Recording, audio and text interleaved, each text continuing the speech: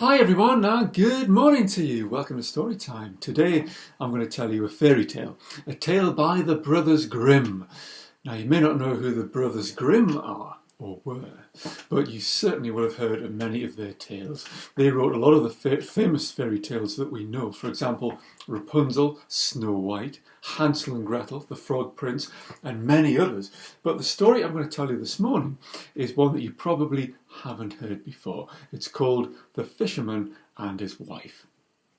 Once upon a time, there was a couple, and they lived in a tumble-down shack made of wood. There were holes in the roof, and the rain used to pour down. There was no glass in the windows. The wind would whistle through, and inside it was a little bit stinky and damp, and mice would run around on the floor. The man was a fisherman. He would go down to the shore every day, cast out with his rod, and any fish that he caught, he'd take home to eat, and if he had any fish left over, he could take them to market and sell them for a few pennies. But that was all the money that they'd earn, because, you see, his wife didn't work. She was very lazy, and she was happy for her husband to go out every day. Now, one day, the fisherman was down at the shore. It was a beautiful day. The sea was flat calm. There was hardly a breath of wind. The sun shone down from a cloudless sky, and he was happy. He sat there until he felt a little tug on the line, and then he reeled it in, and there he held in his hands a beautiful fish. He looked at its scales, at its skin. It seemed to be every colour of the rainbow. And then, to his astonishment, it spoke to him. "I say, you can't kill me," it said. "I'm not an actual fish. I'm an enchanted prince. You must put me back in the water." Well, the fisherman was a kind soul, and so he took the fish and he put it back into the sea. And the fish said thank you and swam away. However, when the fisherman returned home that night, his wife was very, very cross. "You did what?" she said. "What are we supposed to eat now? It's all very well being kind, but kindness doesn't put food on the table. What a thing to do. Anyway, didn't he give you anything back in return? You saved his life after all. Now, let me think. You should probably go back and ask him for something. Now, what could we have? Well, this horrible house we've been living in for ages, this horrible shack, it smells, rain comes through every time. I think we should have a nice little home. Yes, a cottage. That would be nice. You go and ask him for a nice little cottage. Wait, but not just any cottage. One with flowers round the door and a little path, nice little path that comes up to the house, a lovely garden out the back full of flowers and fruit and vegetables and lots of nice things in the kitchen. Yes, that's what you must ask him for. Now, husband, you go back down to the beach, find that fish and tell him what I want." The fisherman had lived with his wife for 10 years now, and he knew better than to argue. He knew it was best just to do as he was told. So he walked back down to the beach to look for the fish. He noticed that the weather had changed slightly. Now there was a scattering of clouds across the sky. A moderate breeze had picked up, and it was whipping up the sea into little wavelets. He called out for the fish, and in no time the fish appeared. "Oh, hello again," it said. "What can I do for you?" The fisherman was a little embarrassed. "Well, you see, I hate to ask. This wasn't my wife's idea. But I did rescue you and put you back in the water, and I just wondered if maybe, we could have a new cottage."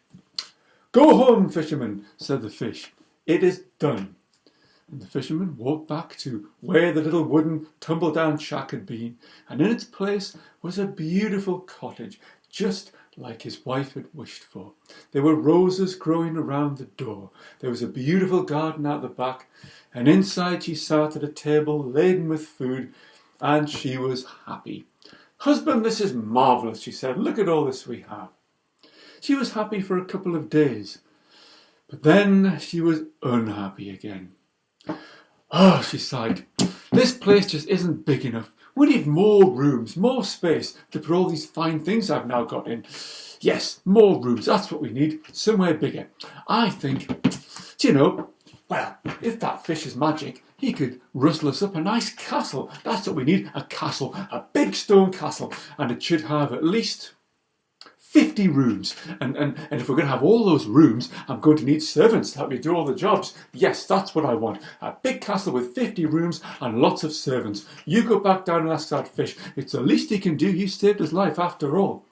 But, said her husband, a castle, I mean, that's a lot to ask, don't you think? No, you must do it. Get down there now. She slapped him once about the head and pushed him out the door. And the poor fisherman found himself outside and trudging back down to the beach. He noticed that the weather really had turned now, and great shreds of grey cloud were racing across the sky. And when he got down to the sea, a full gale was blowing, and the waves were rising and falling. A huge swell was crashing onto the shore. He called out over the weather and across the sea, and the fish appeared. "Oh, you again," said the fish. "What can I do for you?" And the fisherman shouted, "Well, you see, it's a bit embarrassing this, but, well, I know you helped us with a cottage and all, but, well, my wife would like a castle." The fish looked at him. "Go home, fisherman," he said. "Your wife is in the castle now." And the fisherman turned around and walked back to where the cottage had stood. And now there was a great castle, a great stone castle with a moat around it. It stood tall and proud, and he walked inside, and there was his wife sat in front of a great banqueting table, which positively creaked and groaned under the weight of all the food sitting on it. And she had servants, and she sat there commanding them. "You," she said, "right, you go and clean the room over there, and you come and comb my hair, and you get me some tea and cakes, and you come and give my feet a rub." And all the servants did as they were told. "Well, are you happy now?" asked the fisherman. "Oh yes, husband, this is marvellous. I'm happy now." Well, boys and girls, she was happy for a couple of days. But then she started to wonder again, and sitting at breakfast one day with her husband, she said, "Do you know, this is getting a bit depressing now. This horrible grey stone walls. We should have something grander." "Oh no," thought the fisherman, "here we go again. I think we should have a nice shiny palace. That's what we should have, a nice shiny palace with beautiful windows, stained glass windows, and flags flying, and the sort of place that a queen would live in. Yes, that's it. I should be a queen, and then I could have more servants to command. I've enjoyed commanding all the servants. In fact, if I was a queen, I wouldn't be able to command just the servants. I'd be able to command everybody and tell everyone what to do and give them orders. Yes, that's what I want. You go and find that fish and tell him I want to be queen." "Oh," said the fisherman, "I don't think that's wise. We can't ask the fish for that. That's too much." Don't you say another word. You saved his life. It's the least he can do." And she slapped him twice about the head and pushed him outside. The poor fisherman walked down towards the beach, and now the weather really had taken a turn for the worse. The wind was howling, and when he got down to the sea, it was a terrible dark green. Great waves rose and fell, tossing the boats around like toys. He had to shout really loud over the wind for the fish. The fish appeared above the water. "Ah, you again," he said. "Well, what does she want this time?" "Oh, well," said the fisherman, "see, I mean, I know that the castle was lovely, don't get me wrong, we like the castle, but, spit it out," said the fish. "What does she want?" "Well," said the fisherman, "she wants to be queen." "Go home, fisherman," said the fish. "It is done. You'll find her on her throne." The fisherman walked home back to where the castle had been, and now, where the castle once stood, was a beautiful palace with shiny walls and turrets that towered high into the sky, with coloured standards fluttering in the breeze. The sun shone down and the walls sparkled. Inside he found his wife, now the queen, sat on a beautiful throne of gold and silver, and she wore on her head a crown studded with many precious stones. And she had more servants than ever before. She had 12 servants on either side. Boys and girls, 12 is 12, if you can't remember. And all of the servants were dressed in smart uniforms, and they were ordered in size. The tallest were the size of giants, and they went down gradually smaller and smaller until the last one was only the size of a garden gnome. And, as before, they were doing all the things that they were commanded. The queen was very happy. She had her kingdom and she ruled it, and she told people what to do. She was happy for a couple of days, until one morning she woke up early, and she woke up very cross indeed. She woke up early and she woke up cross because the sun was streaming in through the window into her eyes. It had woken her up. "Oh, this is annoying," she said. "I'm a queen. I shouldn't get woken up being blinded by the sun. This is very annoying. This is the third morning it's done this. Husband, husband," and she nudged him. "What, my dear?" he said, waking up. "I'm not happy," she said. "Look at this." Her husband felt his heart sink. Oh no, he knew what was coming.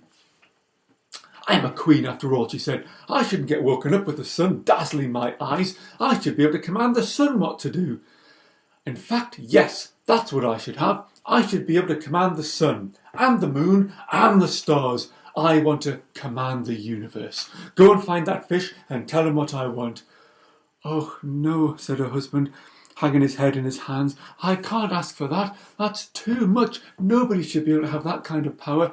"You will do it," she said. "You saved that fish's life. It's the least he can do. Now out you go." And she booted him out of bed. Slap, slap, slap round the head. And off he went. Oh dear, he trudged down towards the shore, but this time he had to crawl along the road because a hurricane was raging. The wind howled. The sea was monstrous. Waves the size of houses rose and fell. As the waves fell, he called out over the water, but the wind took his voice away. He wondered if the fish would be able to hear him, but it must have done because it rose above the water. "Ah, you again," said the fish. "What does she want now?" "Oh," said the fisherman, I hate to ask this, but she..." "Spit it out," said the fish. "Tell me what she wants." "Well, she wants to rule the universe," shouted the fisherman. "Well," said the fish back to him, "go back. You'll find her in the wooden shack."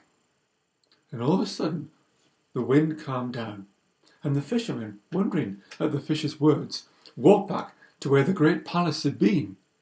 The palace was gone, and he found his wife sat where they'd started, in the little tumble-down wooden shack, with little drops of water dripping down from the roof, and the wind whistling through the open windows. And that's where the tale ends, boys and girls, the story of the fisherman and his wife. What do you think of that one? Strange tale, eh? You know, I think the fisherman was very kind letting the fish go. And, you know, just because you do something kind doesn't mean you should always expect something back in return. I think his wife, though, was very greedy, wasn't she? Well, that's today's tale, boys and girls. You want to hear some more? Don't forget, all the stories are recorded on the YouTube page, but I'll be putting more stories on with time, but they will be recorded for now. But that's it. Take care of yourselves, and I'll see you next time. Cheerio!